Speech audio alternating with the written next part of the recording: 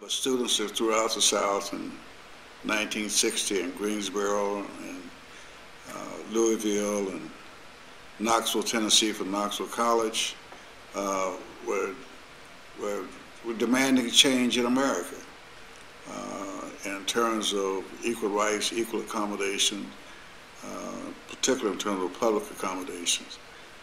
Things were changing. And certainly that change agent arrived at the University of Tennessee in 1961 because there was a whole new breed of students who wanted to move with all, as the Supreme Court said, deliberate speed in terms of bringing about change. My first reaction was, wow, I can go to the University of Tennessee. So I decided that that's what I would like to do. I had been away my first year in Pennsylvania, and I wanted to get closer to home. So when the university opened, I thought this was a great chance. It was a very peaceful transition from a segregated undergraduate school to one that was open to black people to attend.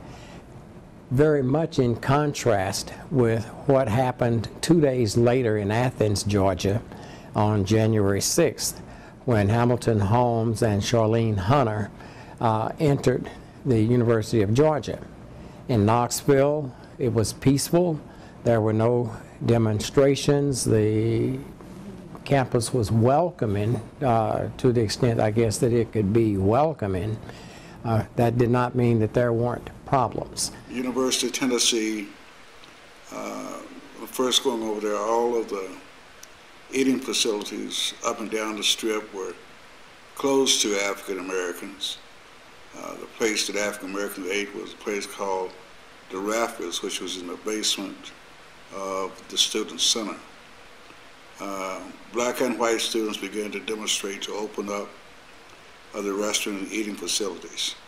There's one historical place called Ellis and Ernest that sold school supplies, but they also had a lunch counter in there, and they would not serve the African American students there. It was interesting in terms of the kind of humiliation you had to go to. It was very interesting to me that I could be walking downtown Knoxville, and as I was passing a white person, they would just sort of look beyond me or through me, never recognizing my presence. On the university campus, as I passed folk, all eyes turned to me as I approached people and as they approached me. They weren't missing me on the campus. I've met Mr. Robinson on several occasions, and just every time I meet him, I'm always, nervous, butterflies in my stomach. It's almost the equivalent of, somebody meeting their favorite superstar, because I'm very aware of what was and what is. I understand what he had to go through in order for me to be able to come and attend a university like this. And just every time I meet him, I'm just very thankful and very grateful that he did what he did and the other students did what they did, and chose, to fight for a better future for themselves so that I may have a better future for myself. Now, at UT, when I first went there were no African American graduate assistants, no faculty members. The only jobs that African Americans had at the UT was in the service industry, custodians, food service, etc.